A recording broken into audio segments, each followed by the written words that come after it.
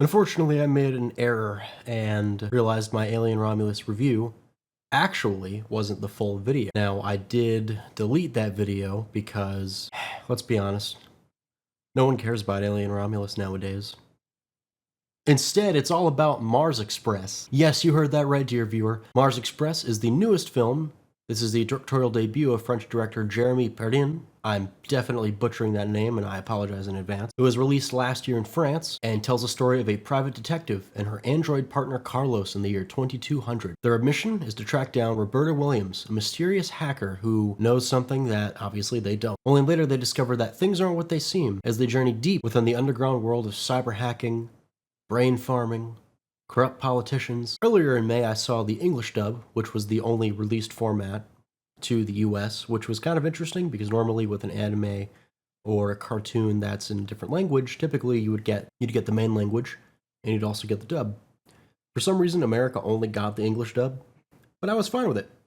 The English dub stars, I'm butchering this name, Morla Gorondora, who provided voices in God of War Ragnarok as well as X-Men 97, and Josh Keaton, who I know from Spectacular Spider-Man and a movie last year called Suzume, or 2 years ago. Either way, I walked out after an hour. I was bored by Suzume, but that's just me. First off, this movie looks breathtaking with fantastic animation and vocal performances all across the board. I talked about this with my other review that I'm actually still working on. You can pause any bit of this movie and it looks amazing. And that's not exaggeration or hyperbole. Literally, you can pause the film and it just looks great. I was never bored by it. It's about 89 minutes, and it doesn't overstay its welcome at all. It has really great editing, and it tells a great story. I couldn't take my eyes off the screen, albeit one scene involving flashing lights, but it's very brief. I want to say at most it's 10 to 15 seconds. I'm not epileptic, but I don't like flashing lights. I hate strobe lights. The apparent budget in US dollars was $10 million, and unfortunately, it made roughly $2 million, so it was a flop. Critically, it did well. Audience-wise, from what I've seen, because word of mouth of this movie isn't very high, at least to me, people loved it. And it's no wonder why science fiction is still a thriving genre even today. Even when we get movies that I don't really care for, like Alien Romulus, for example. The writing in this movie is fantastic. It feels like a really lived-in world. The movie doesn't necessarily rely on flashbacks to get a point across or to recall an earlier event, as a lot of movies these days tend to do. What it does is it uses the implication of something. For example, there's a really interesting car crash scene, and foam shoots in the car.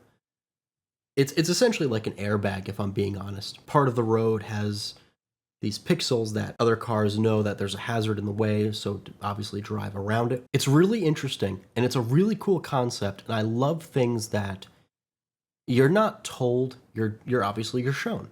And that's always great. I enjoy seeking creative minds that want to offer more to science fiction, mainly because I feel that genre now, while there's good entries, it can be so much better, especially live action, because there's so many bad movies.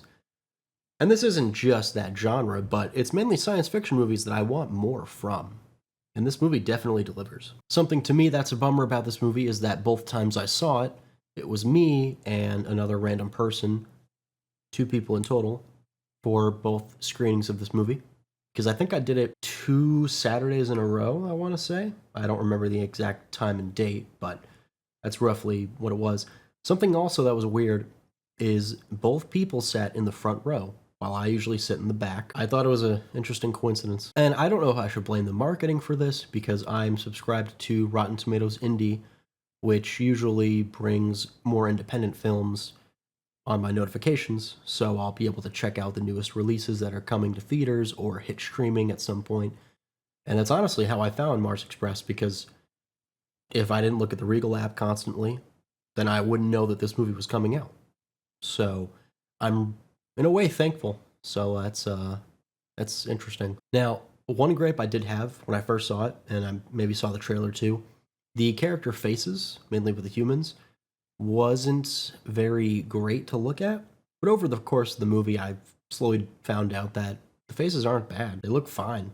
It's animation. You can't get perfect faces on every frame because sometimes the characters are going to be very far back and you can't add those details in their face and their body and things like that. or of course you'll get very, very close. With anime, I have a hard time watching anything that's subtitled because, for one, I tend to look at the animation. Movie-wise, I have no issue reading subtitles. That's fine. I don't know. Anything animation, I just prefer English. The score is pretty amazing too. There's no sort of pop songs, which would be a little weird since it's the future, but some people want to be nostalgic for nostalgia reasons, and the movie really doesn't do that, which I love. So if you haven't seen Mars Express, I would recommend you pick it up, and I have covered this before. I own the movie. I loved it so much that I bought it. Isn't that crazy? Why would I do that? This movie is my favorite of the year, and I can't stress that enough. Last year was Across the Spider-Verse. This year is Mars Express. Maybe next year will be some new form of animation. Maybe it'll be live action. But for now, animation really just has my heart and soul. It's not in theaters anymore, so you'll have to just buy it. So if you can, purchase it or other means. That's essentially it. Bye.